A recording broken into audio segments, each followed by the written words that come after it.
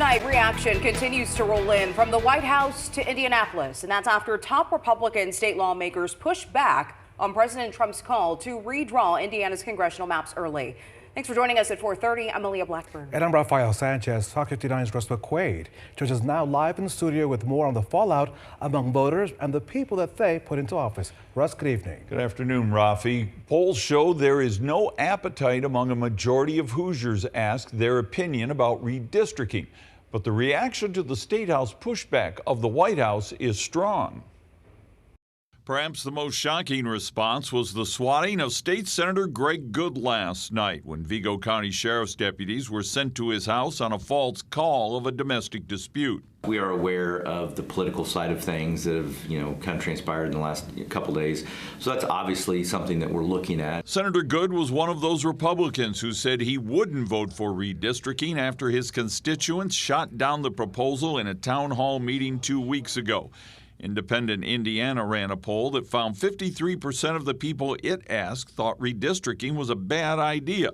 These are the types of responses we got on our Fox 59 CBS 4 Facebook pages.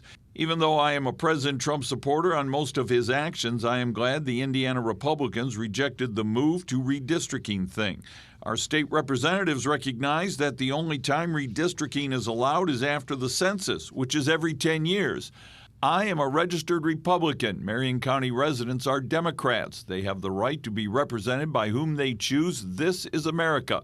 And finally, can't make a horse drink the water.